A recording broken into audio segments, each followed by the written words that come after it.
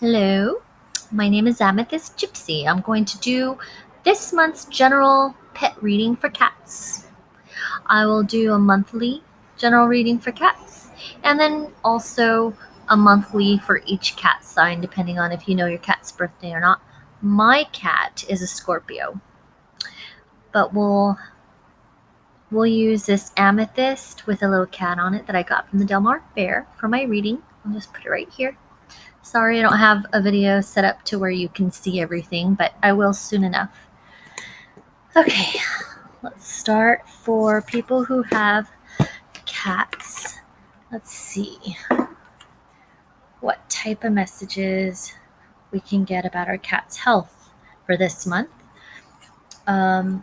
Whether your cat is a kitten or it is a 9-year-old cat like mine, maybe the angels can give us a little bit of a message, or maybe our cat's feelings and thoughts can come out in this reading. I'm going to use the Fairy Tale Tarot to see what messages we get about our lovely cats. And hopefully, I can get enough people to listen and watch about their cats to possibly start a cat community where we can do things for our cats that no one else seems to be doing for cats. Anyways, let's get started. I'm sorry you can't see me shuffling. I will get some other camera equipment maybe in the near future to be able to change the angle. But I've just shuffled once and I'm shuffling twice. Some of them flipped around. I'll make sure they're all facing down. Okay. Oops. Usually I only take the ones that flip, but since I wanted to shuffle that a little bit on camera, I kind of did more like a fan shuffle and some of them flipped up from that. Anyways. And the third shuffle. And one of them still not facing down. So I'm trying to think of a question for my cat. I've been through a lot with my cat. Just to give you a synopsis, for me personally, he got hit by a golf cart when he was 4 in front of our yard, and he was in the hospital for a week. I had to later tube feed him for 6 months, every 2 hours, 24 hours a day, and he finally got better. But cats really are, they are a guardian for us, for those of us who have um, ancestry in the spirit realm that we may not remember, but we're supposed to kind of walk our path or find our path eventually. There's usually going to be a cat that comes into our lives and protects us, in certain ways we don't understand, like in the spirit realm. Um, we do know that they can see things that we can't see, and that really comes in as a way of protecting us a lot of times. I'll shuffle one more time. And let's see what messages we can get about those of us who have cats, about our cat's health or emotional well-being for today. And then for the whole month. So what can we get for today about our cats?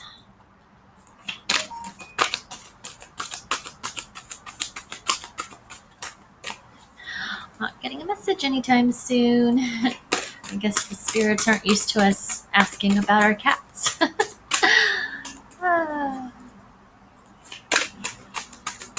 There may be some people whose cats died untimely deaths or had to be given up, and they don't want to, and so they're wondering how their cats are doing. We could also do readings on that if you want. I'm going to set up a way for people to ask questions and do personal tarot readings about their pets or pets who have passed on.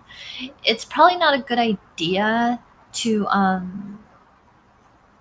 contact anything that has passed, any spirits that have passed on, because they're trying to reconnect with the source and find their next incarnation. It's probably best to leave that part alone. But we can ask questions about how they're doing and maybe what happened if you didn't know what happened to them. So the first 3 cards I got were ambition. So, and it has a little pug on it for my friends out there who have pugs. I just had my friend bring her pug over to visit my cat. My cat was completely shocked at the look of the pug, and the pug was very confused as to why Tom was in the house because he'd never seen a cat in the house before. It was interesting. But this card talks about um, your cat having ambition, maybe just to hunt or to go out and get their instincts out of their system, because primitively they want to hunt, as we know. But whenever I'm doing this as a general reading, it would mean that this month in particular, our cats have some sort of ambitious vibe about them, some energy that's very ambitious, like rambunctious. They want to get out, they want to play, they want to discover new things. But of course, they're cats. So even though they want to do this, they are going to be a little scared of new surroundings. They want to be familiar where they are first. They need to be protected and guarded when they're going out. Mine walks on a leash. And when we're in unfamiliar places, still getting to know where a good place is to walk him, I'll take him in a stroller, a pet stroller. And he kind of doesn't like being in a pet stroller, but he puts up with it because he knows we're going to discover new places. So I think ambition for this month in a general reading for our cats is just to remind us that instead of leaving our cats in the house to figure things out for themselves, to guard us while we're sleeping, to do all the hard spiritual work while we never kind of reward them or give them any vigorous exercise, just remember our cats have ambitions. Just like once upon a time we used to have. Even though now we're just working 9 to 5 jobs, wondering if we ever did have ambition, our pets apparently, for this general reading, I don't know if you can see it at all, has ambition. Now this card says the Tinderbox Soldier because the ambition on this card is from a story about a soldier who came home from a war and was forced to do things that were to commit atrocities, basically, under the command of the army he was in. When he came home, he felt like he was kind of having to choose whether or not he was going to continue making choices in life like that, like what he did in the war. But this pet, this dog in this story, the Tinderbox Soldier, was a pet who would watch every decision this person made. No judging, just watching, just seeing what was happening. Because sometimes when we have ambition as people,